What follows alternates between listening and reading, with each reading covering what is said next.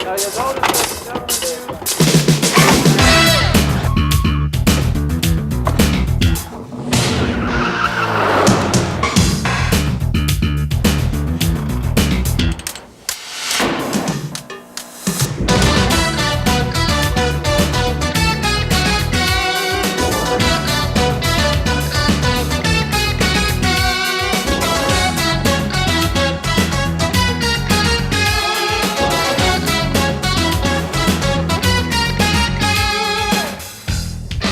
Now remember, this is a confined pale of fire. A car fire is coming from all different directions. It won't be as easy on a car fire as here.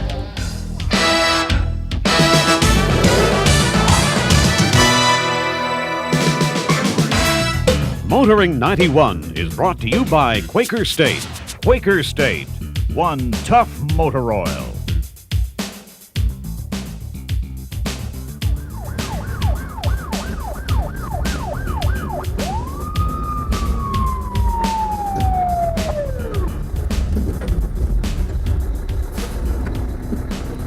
How you doing? Well, I may look like a firefighter, but believe me, that's as far as it goes. These men and women are professionals, and they're the first ones that you and I call in a fire and rescue situation.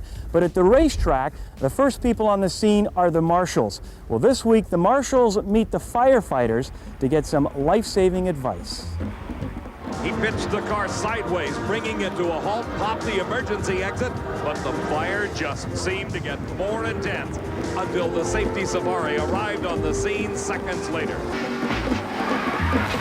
Oh, contact between Bierry and Ron Fellows. Both cars heavily into the concrete wall and fire now on board the Kenzie Porsche. Ron Fellows, here are the fire extinguishers from the corner marshals going out trying to put out that fire. Yes, auto racing is a dangerous sport, but not only is it dangerous for the drivers, it can be just as hazardous for the men and women on the sidelines. They are called marshals. They work long hours. They are expected to react quickly to an accident, assess the situation, and make a decision that can mean the difference between life and death for a driver. And oh yes, marshals don't get paid. They are strictly volunteers. We're going to break you up into true groups of 25. We're going to begin with the classroom sessions. One session will be down here on the apparatus floor. You'll have to stand. It's for the fire extinguishers. Upstairs in the lecture hall, we'll be doing the auto extrication. This was the scene recently as about 70 marshals gathered on a Saturday afternoon at a firefighting training center to talk about fire and rescue techniques and get some tips from the pros. What we've done is we've come up with a course here called Learn Not to Burn, and we're teaching firefighting and auto extrication for the track marshals, which are the CRCA, the Canadian Race Communications Association. I'm a Scarborough firefighter, and I got involved with auto racing last year. I met a lot of people that were pretty helpful to me, so I thought there was some way I could give some help back to them as well. We've got cooperation from our Scarborough Fire Department training staff, as well as we've got a couple of Toronto firefighters helping us out as well. You're raising money also, right? We're raising funds for the Scarborough General Hospital from this. We've raised just a little over $5,000 for the day event, and the money's going towards the Scarborough General Hospital's burn unit. We're hoping they're going to give us a shopping list, and we're going to come up with a piece of equipment. I'm quite amazed that you want to do this sort of thing. When we have a house fire, we've got all our full gear on, we've got our tanks on our backs, we've got our helmets on, we've got a guy backing us on the back of a hose that's attached to 500 gallons of water on a truck that's attached to a hydrant that has tons and tons of water. But you guys are going to run out to this car that might be fueled by methanol with an aluminum or a magnesium block engine that could explode at any time. Some guy's under pressure, he's trapped with his foot, and he can't get out of the car, and you're going to run in and save him with a cotton jersey. You guys have got a lot of guts. I don't know how you're going to do this, okay? So what I'm going to do today is I'm going to talk a little bit about a fire, And I may ask you a little bit about fire so you can help me with the car business, okay? All right, what we're going to do is we're going to show them basically we're going to use flammable liquid fires to help demonstrate the use of fire extinguishers. They mostly deal with dry chemical fire extinguishers, and there's always worries of gasoline spills and fluids leaking out of race cars or anything that has crashed, as well as there's methanol involved with the cars that run down at the Indy. What we plan to do is do a demonstration with the methanol to show them a few techniques on how to approach those fires because the flames are invisible. You have center punches. Now a lot of departments carry a spring-loaded center punch. Now this here will pop a window so fast it's not funny, okay, and there's no work involved. You can use a peen of an axe, okay. You can use this, which is this is called a pry axe, okay. You can use the peen of an axe to break into the corner of the glass. With auto extrication, what we plan to do is show with the roll cages in the car and the safety equipment in the race cars, the driver's compartments don't get as deformed as in a street automobile. But what we plan to do is show them how to attack that situation by pulling the doors, removing roofs, pulling steering columns, and pulling seats back. The number of persons and their injuries. Are there any hazards present at the scene? Magnesium, aluminium, titanium, which is a real hardener. IUM means it's an alloy. It's got air in it. Now for the fire department, all these metal fires or IUM fires are SOBs. What do you think that means? Now you guys are laughing. You know what it really means? Self-oxidizing burnables. You were thinking of something else, weren't you? Okay? This is my second year in the car and bike race marshalling. Luckily I haven't had to fight a fire yet, but as far as I'm concerned, if you know how to deal with it, then chances are you'll get out okay, you'll help someone, and it's useful in everyday life. Give it a squirt from way back here. Now you know how far you can get to it before you have to discharge the water. Now watch what happens when I try and use water in a diesel fire. If you had a sudden reversal of flames, it's right back in your face, and you got to get pretty close to this man in the car. Okay, we're going to try and put this fire out with a CO2 nozzle. So, back of the cone. This is what we don't use usually on this type of fire. It's going to make a whooshing sound, a loud noise. So give it a squirt first. Get used to the sound. Okay, now let it off. Move in. You really want to do this? Put it down, put it down. Try it again. Okay, now lift it. It's very hot. Feel the heat? Okay. Okay.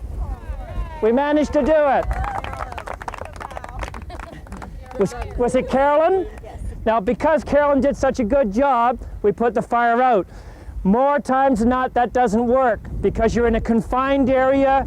You can't get under the hood. You can't get in. The man's there. You're worried about the stuff going in his face or her face, whoever's driving the car. It will work, but you'll find out that the dry chemical by far is the best thing to use. Back and forth on there. Back and forth. Boom. Worked pretty good, eh? It's really important about the fires. Last year I had a fire on a corner, and it just makes me feel a little safer. I'm hoping that also with the drivers participating, that they'll understand and they'll feel a little more safe also because of us. Without them, you're not going to get out of the car if something has happened to you. They're just the most important people there.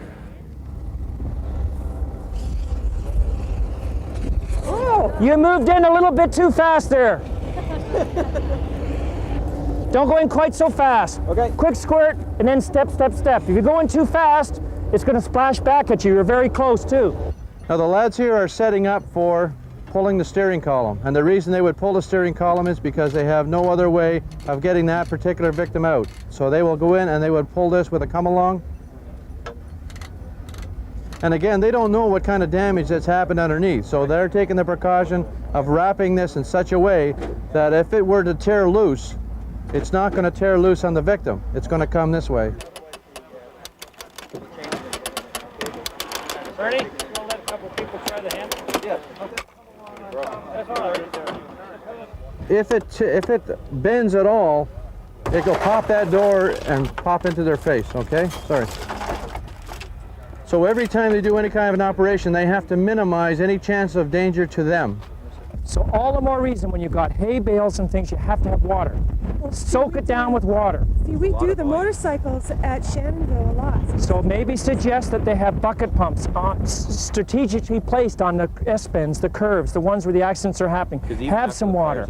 Soak it down with water. Well, water's bad for the person that's burned. If the person's burned, the best thing you can do is soak them down with water. Get them soaked down with the coldest water as long as you can. Because I hate to say it, but if you take a roast out of an oven and put it on the counter, the roast keeps cooking. Oh, yeah. That's what happens to the human body. Yeah. The person that's burned, you get him away from the fire, there's no fire, but his body's still cooking, just like that roast. You've got to soak it down, right down to the lower levels and then get him to the hospital right away.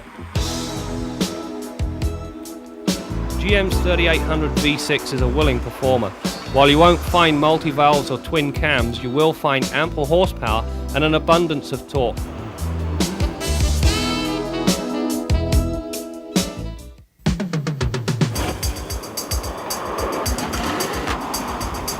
Test Drive with Graham Fletcher.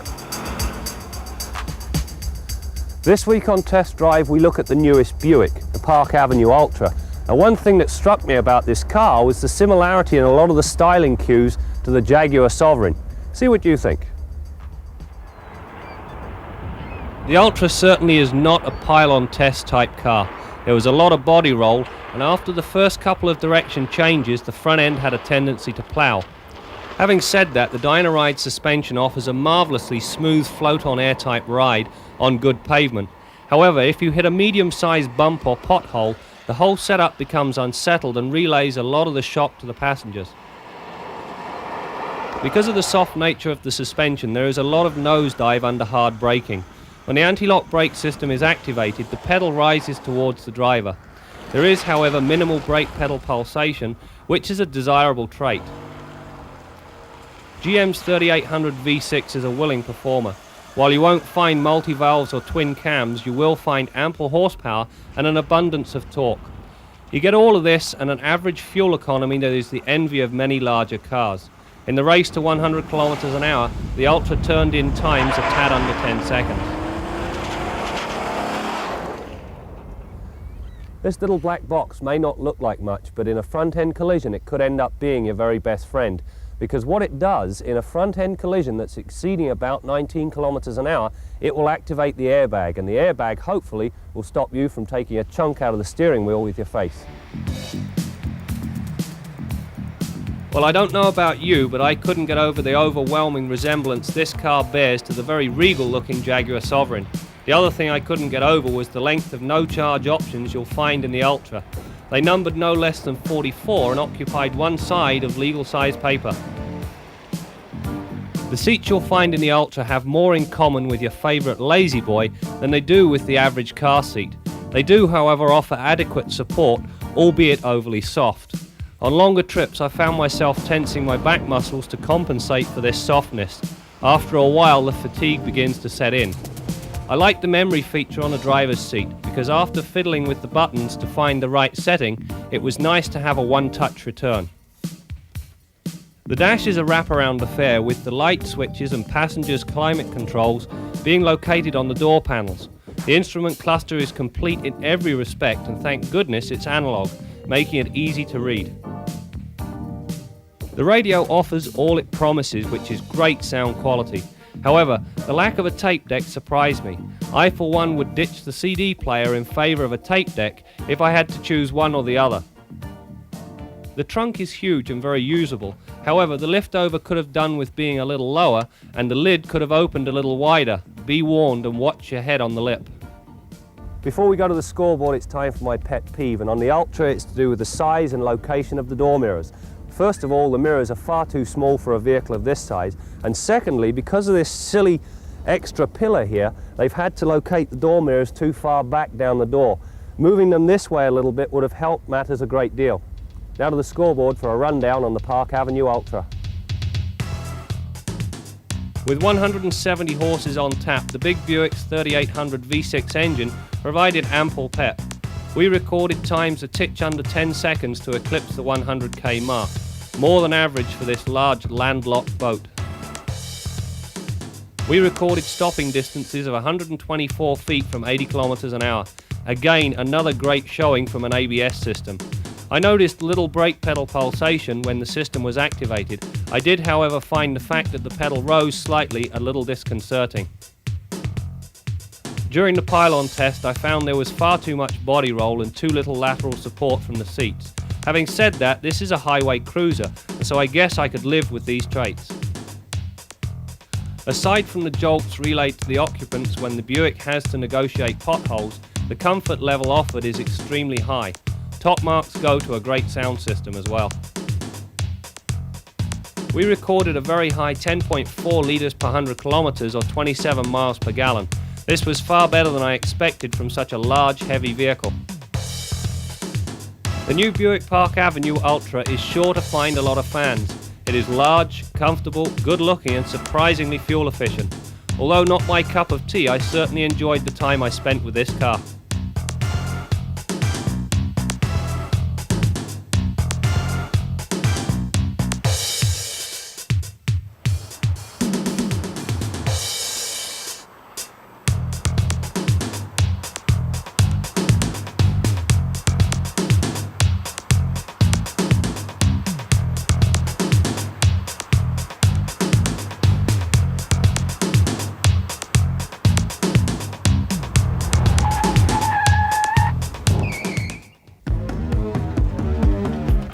If you have any comments or suggestions, drop us a line at Motoring 91, Post Office Box 284, Station J, Toronto, Ontario, M4J 4Y1.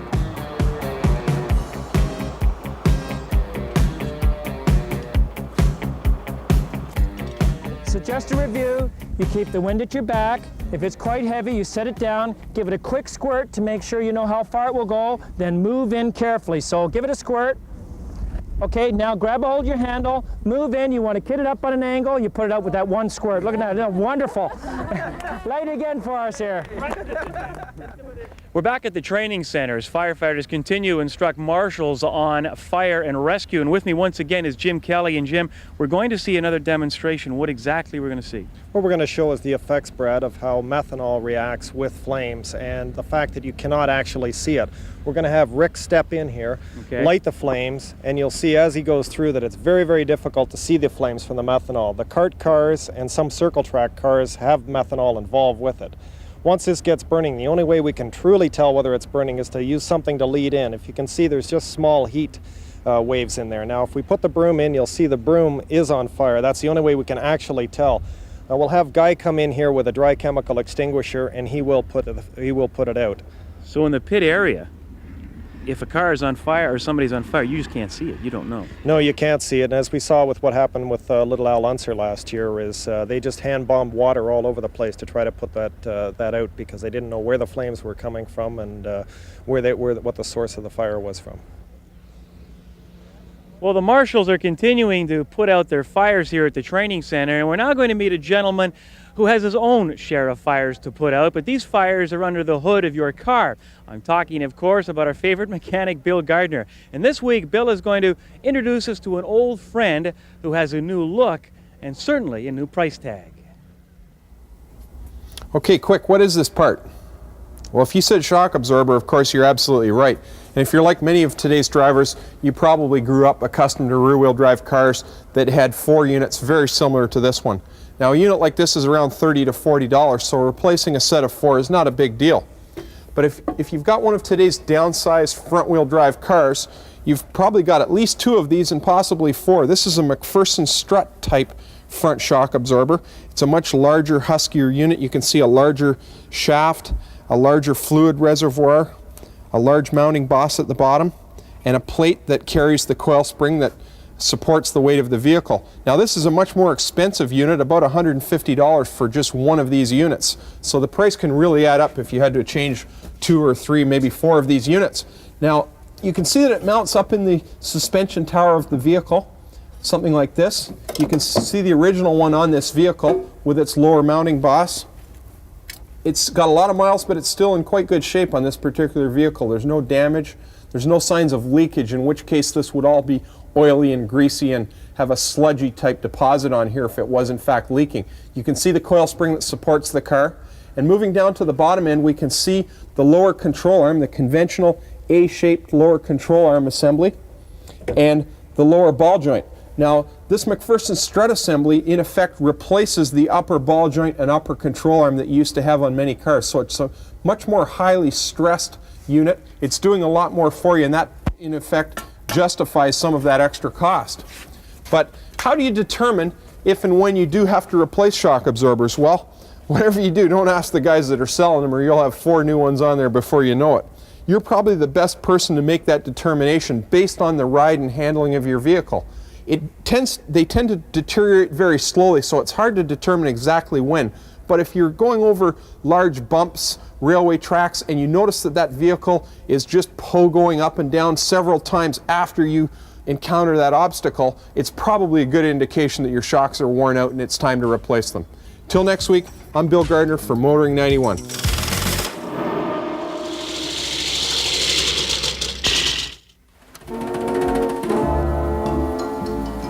A flat tire can not only spoil a perfectly good day, it also means a mandatory visit to your local mechanic. Or does it? Dyna Plug is your personal tire repair kit. Locate the hole, load the plug into the tube, and you're off to the races. Push straight through the hole until the handle hits the tire. Once you start, don't stop. Clip the plug as close to the tire as possible. Then head to the pump. The petite personal plugger is intended for round holes only, and don't try to repair sidewalls or basketballs. Coming up next on Kenzie's Corner, a turn for the better.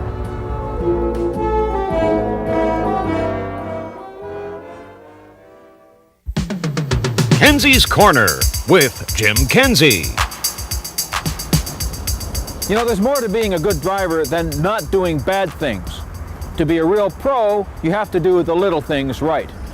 I've got a couple of tips for you today, and they both have to do with making turns in city traffic. Now, one of the most irritating things in the city is sitting in a line of cars at a stoplight. Just as the light turns green, the guy at the head of the line decides to turn left, leaving you and all your friends hung up in that lane. Well, Jim, you might well ask, what are you doing in the left lane anyway? Don't you keep telling us to drive in the right lane? Well, that's true, but maybe you're looking well ahead and you've spotted some cars parked in the curb lane on the other side of the intersection, and you've moved to the left lane to avoid having to make a banzai maneuver on the other side of that intersection. There's another reason why being in the left-hand lane is sometimes a good idea. If you're approaching a fresh red, like these guys are, and you've got room to move to the left lane, why don't you pull over there?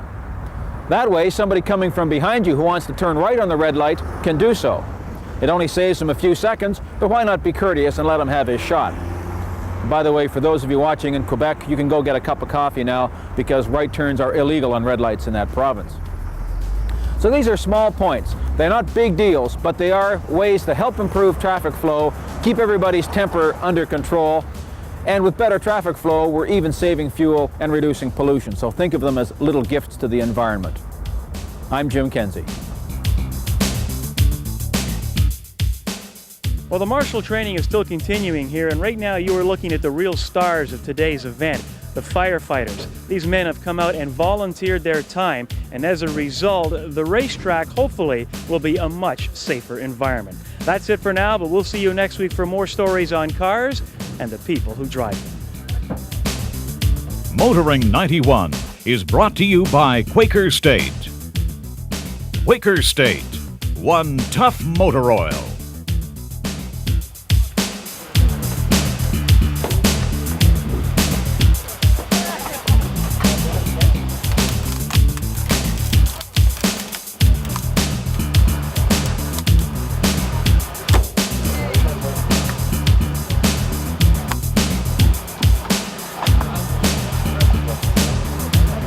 Just wait.